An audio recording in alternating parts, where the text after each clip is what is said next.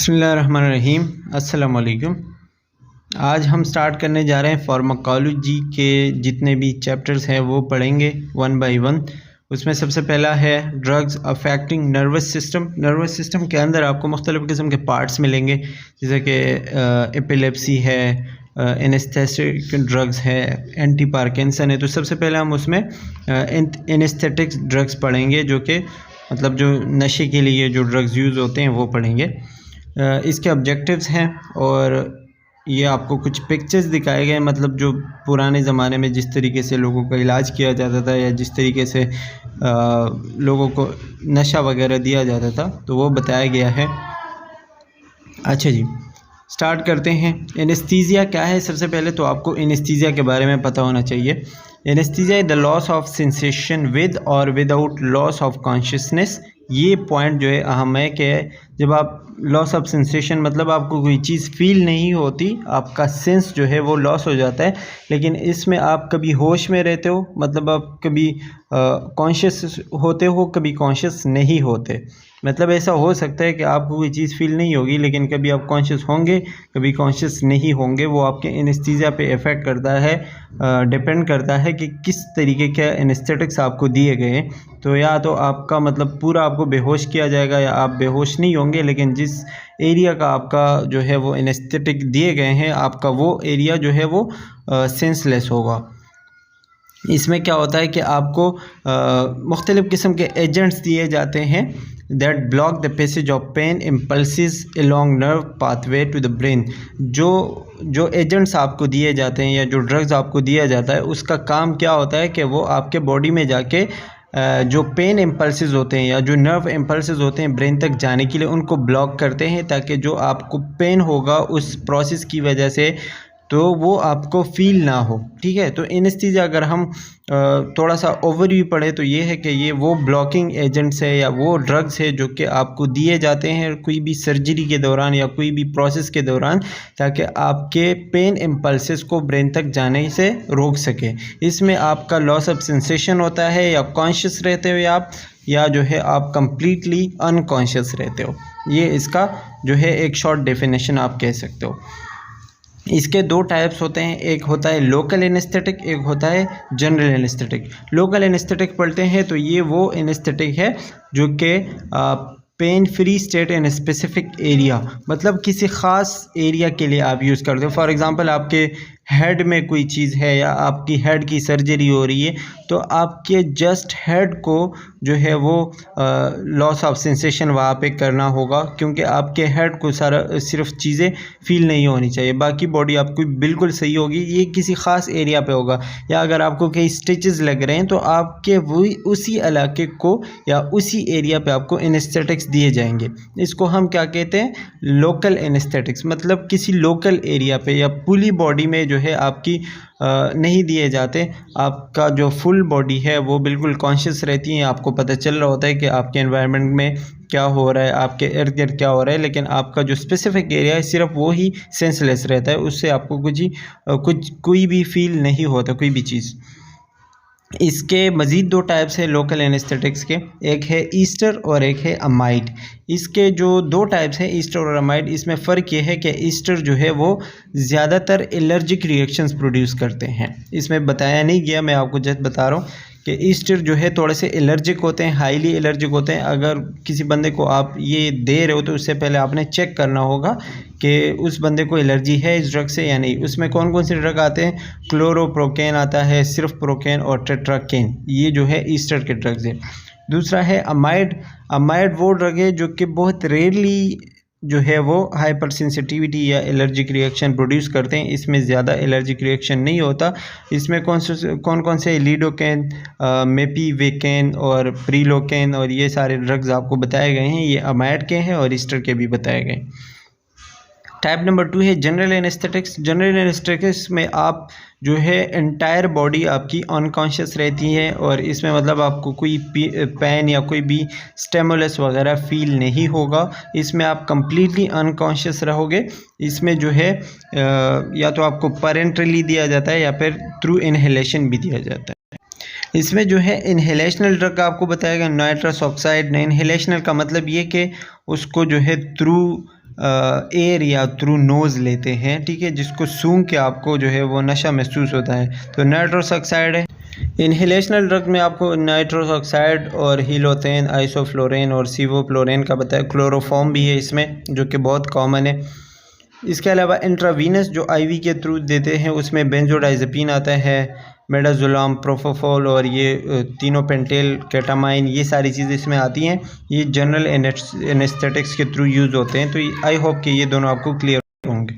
अच्छा जी, local anaesthesia को अगर थोड़ा सा डिटेल से पढ़ें तो इसके कुछ इन्हेलेशन के या फिर हम इसके इंजेक्शन के कुछ टाइप्स हैं, जिसे सबसे पहले आता है टॉपिकल एनेस्थीसिया। टॉपिकल एनेस्थीसिया जैसे कि कोई क्रीम है या कोई पाउडर है जो कि हम स्किन के ऊपर लगाते हैं, किसी ओपन एरिया पे लगाते हैं या म्यूकस मेम्ब्रेन वगैरह पे लगाते हैं, ठीक है, उसको हम कहते हैं टॉपिकल एनेस्थीसिया। दूसरा है लोकल इन्फिल्ट्रेशन एनेस्थीसिया। ये जो है कोई भी इंजेक्शन या कोई भी कुछ हो सकता है जो कि ख़ास टिश्यूज़ में दिया जाता है, इंजेक्शन होता है। और ये जो है स्पेशली जो दांतों के लिए यूज़ होता है, डेंटल प्रोसेस में यूज़ होता है, जब आप दांत जो है वो निकाल रहे होते हो या फिर कोई जो है डेंटल कोई प्रोसेस कर रहे होते हो, ठीक है, तो उसमें ये एनेस्थीसिया देते हैं। या बॉडी के किसी ख़ास पार्ट को हम जो है वो मतलब उसके अंदर इंसिजन करते हैं, काटते हैं, या फिर कोई ख़ास टिश्यू हमें चाहिए होता है जो कि बायोप्सी के लिए चाहिए होता है, ठीक है, तो उस सिचुएशन में हम लोकल इन्फिल्ट्रेशन एनेस्थीसिया देते हैं। इसके अलावा रीजनल एनेस्थीसिया है। रीजनल मतलब किसी ख़ास रीजन में, वो तो मैंने आपको पहले बता दिया है कि आप किसी ख़ास एरिया के नर्व्स को बंद करना चाहते हो या उसके सिग्नल को ब्रेन से रोकना चाहते हो कि ब्रेन तक ना जाए, तो उस सिचुएशन में हम रीजनल एनेस्थीसिया देते हैं। अच्छा, इसके अलावा preparing the patient for local anaesthesia. आप पेशेंट को जो है किस तरह प्रिपेयर करोगे, जब आप कोई भी लोकल एनेस्थेटिक्स दे रहे हो तो आप उसको किस तरह प्रिपेयर करोगे।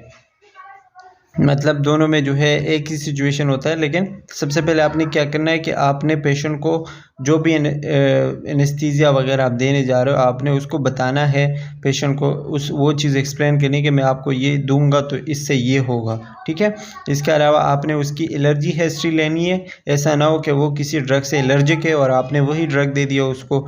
और इसके अलावा when applicable prepare the area to be anesthetized which may involve cleaning the area और antiseptic और shaving the area। मतलब जिस एरिया पे आप दे रहे हो, ठीक है, तो वो बिल्कुल साफ़ होनी चाहिए, बिल्कुल उस पे जो है आप शेव करें और वहाँ पे जो है बिल्कुल एंटीसेप्टिक, मतलब वहाँ पे कोई भी जरासीम या कोई भी बैक्टीरिया वगैरह ना हो। इसके अलावा वो फास्टिंग में होना। फास्टिंग मतलब ये कि उसने कुछ ना खाया हो, ठीक है, मतलब फास्टिंग सिचुएशन में होना चाहिए। और जो भी आप मतलब ड्रग्स दे रहे हो, administer intravenous sedative such is the anti anxiety drug. फिर जो भी आप ड्रग दे रहे हो तो इसमें आप आते हैं प्री एनेस्थेटिक, जो कि एनेस्थीसिया से पहले देते हैं, एंटी एंजाइटी वगैरह, तो वो आपने इंट्रावेनसली देना है। उसके बाद प्री एनेस्थेटिक ड्रग्स क्या होते हैं। प्री एनेस्थेटिक ड्रग्स ये होते हैं कि एनेस्थीसिया से पहले वाले ड्रग्स देना, और ये ज़रूरी होता है कि must be administered on time, कि खामखा आपने इसको टाइम पे जो है वो एडमिनिस्टर करना है, देना है पेशेंट को, क्योंकि वो उसके इफ़ेक्ट प्रोड्यूस होने में थोड़ा सा टाइम लगता है। एनेस्थेटिक देने से पहले आपने प्री एनेस्थेटिक मतलब एनेस्थेटिक से पहले वाले ड्रग देने होते हैं, ताकि जब आप एनेस्थेटिक दो तो फिर वो अच्छे से अच्छा काम करे।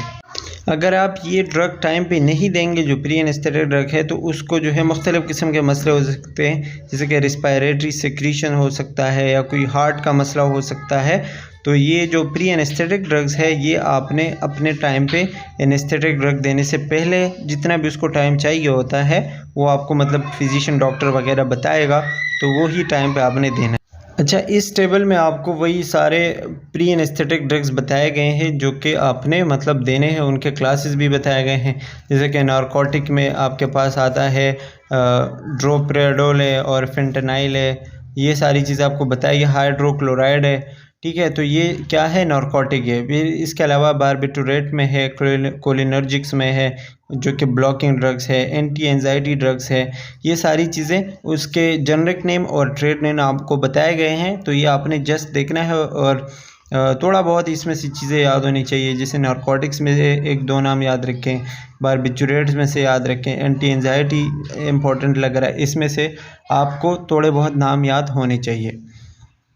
अच्छा जी, अब दूसरी क्लास इसका है जनरल एनेस्थीसिया। जनरल एनेस्थीसिया जैसे कि मैंने आपको बता दिया, कम्प्लीटली आपकी बॉडी जो है वो अनकॉन्शियस रहती है, आपकी पूरी बॉडी पे जो है ये इफ़ेक्ट करती हैं, और इसके आपको 5 साइन सिम्टम मिलेंगे, मतलब इसके आपको 5 इफ़ेक्ट्स मिलेंगे, जिसमें होगा अनकॉन्शियसनेस, मतलब कम्प्लीटली आप बेहोश होंगे।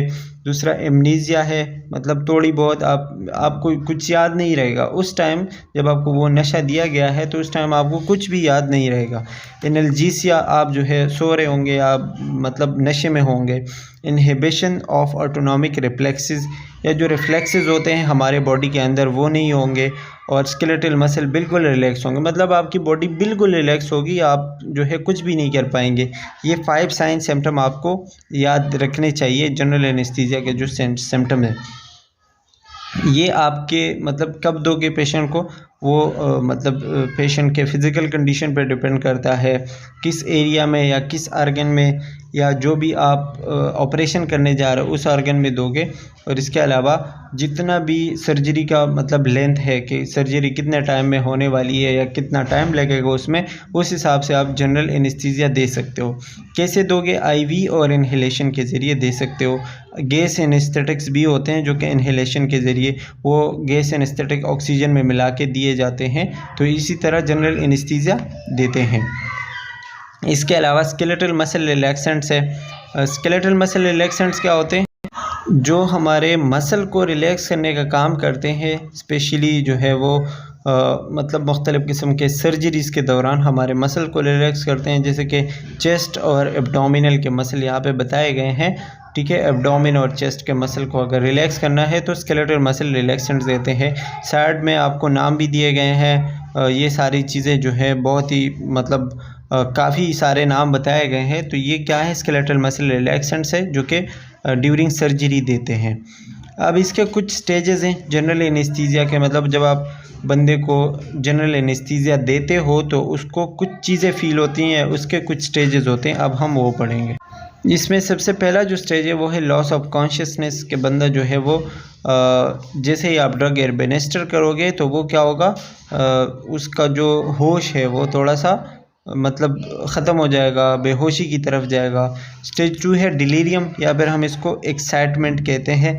डिलीरियम का मतलब है कि बंदा जो है कंफ्यूज रहता है, उसको कोई चीज़ समझ नहीं आता, और उसी दौरान उसकी जो मेमोरी है वो लॉस होना शुरू हो जाएगी, उसको कुछ भी याद नहीं रहता। और एक्साइटमेंट क्या होता है? एक्साइटमेंट के उसके जो मूवमेंट है या फिर जो मतलब रिफ्लेक्सेस होते हैं वो ख़राब हो जाएंगे। जैसे हम आइज़ को ओपन और क्लोज़ करते हैं तो वो नहीं कर पाएगा, और वो बिल्कुल एक अनकॉन्शियस स्टेट में चला जाएगा।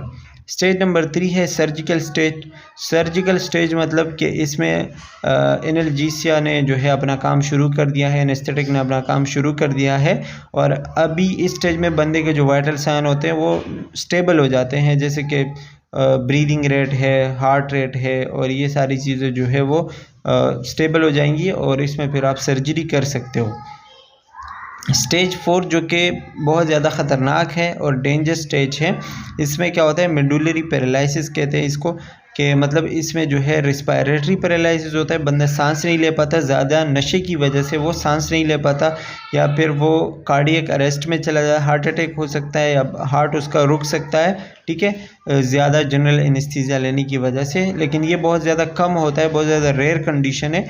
इस स्टेज को बंदा नहीं पहुंचता स्टेज 4 में, लेकिन अगर पहुंच जाए फिर हम उसको मेडुलरी पैरालिसिस कहते हैं, और इसमें स्पेशली सांस और दिल पे जाके असर होता है। स्टेज नंबर 4 इसमें वही आपको सारी चीज़ें बताई गई हैं जो कि इम्पोर्टेंट है, कि स्टेज 1 में प्यूपिल साइज़ क्या होगा, अगर आप जो है लाइट उसको दे रहे हो, यूजुअली कैसा होगा, लाइट मतलब ऑन करोगे उसके आइज़ पे तो फिर कैसा होगा, सेकंड स्टेज में क्या होगा, थर्ड में क्या होगा। इसके अलावा आपको रिस्पायरेशन का भी बताया गया है कि 1 में ज़्यादा है, 2 में उससे थोड़ा कम हो रहा है, 3 में और भी कम, और 4 में 4 जो है वो ख़तरनाक है। ठीक है, ये सारी चीज़ें आप इसमें देख सकते हो। अच्छा जी, अभी फिर से आपको नर्सिंग रिस्पॉन्सिबिलिटीज़ बताई गई हैं कि जनरल एनेस्थीसिया में आपको ड्यूरिंग प्री एनेस्थीसिया क्या चीज़ें देखनी होती हैं। प्री एनेस्थीसिया मतलब एनेस्थेटिक ड्रग देने से पहले या नशा देने से पहले आपने क्या क्या करना होता है। तो इसमें यही बताया रिक्वायर्ड टास्क इस प्रोसीजर, मतलब जैसे कि आपने फिजिशियन ने आपको बताया, डॉक्टर ने बताया कि कितना देना है, कितना एनेस्थेटिक देना है, तो आपने उस हिसाब से देना है। इसके अलावा अगर उसको कोई एबनॉर्मलिटी है, एलर्जी है या कोई लेबॉर्ट्री टेस्ट जो कि एबनॉर्मल है तो वो आपने चेक करना है। इसके अलावा अगर आपको लग रहा है कि किसी ड्रग से इसको एलर्जी है या आपको शक है उस ड्रग पे, तो आपने बिल्कुल उसको अलग कर देना है, ठीक है, या फिर उसकी एक लिस्ट बनानी है कि ये नहीं देनी इसको। इसके अलावा आपने पेशेंट को ये बताना है कि रिमेन इन बेड, मतलब बेड में ही रहना है, कहीं इधर उधर नहीं जाना, क्योंकि आप प्री एनेस्थीसिया देने वाले हो या एनेस्थेटिक ड्रग देने वाले हो तो उससे जो है उसको मसला हो सकता है। पोस्ट एनेस्थीसिया मतलब सर्जरी के बाद या फिर एनेस्थीसिया के बाद आपने क्या करना है। अच्छा जी, पोस्ट एनेस्थीसिया आपने क्या देखना होता है कि आपने पेशेंट के एयरवे को मैनेज करना होता है कि वो सही से सांस ले रहा है, यानी ऑक्सीजन उसका सही है, जितना उसको ज़रूरत है वो मिल रहा है या नहीं। इसके अलावा आपने उसके पोजीशन को देखना होता है, पोजीशन सही करनी होती है ताकि उसको वॉमिट वगैरह ना हो या सिक्रीशन ना आए ज़्यादा। चेकिंग ब्लड प्रेशर, जो वाइटल साइन होते हैं वो देखने होते हैं। कैथेटर वगैरह अगर लगा हुआ है तो वो देखना है। ड्रेनेज है, इसके अलावा ड्रेनेजल जो ट्यूब्स होते हैं वो आपने देखने कि सही है या नहीं। और सर्जिकल ड्रेसिंग और कास्ट वगैरह ये सारी चीज़ें आपने देखनी होती है। इसके अलावा आपने हर 5 से 15 मिनट के बाद मरीज़ का जो एनेस्थीसिया होता है वो देखना है कि उसकी वजह से मरीज़ के ऊपर कोई असर तो नहीं हो रहा।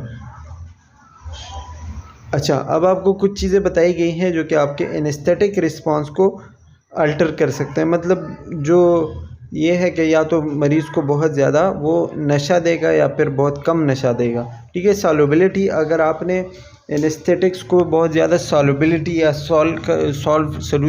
किसी सोल्यूशन बनाया हुआ है उसका, और आप वो मरीज़ को दे रहे हो, उसमें एनेस्थेटिक्स बहुत ज़्यादा है तो मरीज़ बहुत ज़्यादा जो है वो नशे में होगा या स्टेज 4 जो अभी हमने पढ़ा उसमें जा सकता है। इसके अलावा अगर आप anaesthetic concentration in the inspired air, जो वो जहाँ पे वो सांस ले रहा है या जो जिस एयर के ज़रिए वो सांस ले रहा है, अगर उसमें एनेस्थेटिक हो तो वो भी मसला कर सकता है।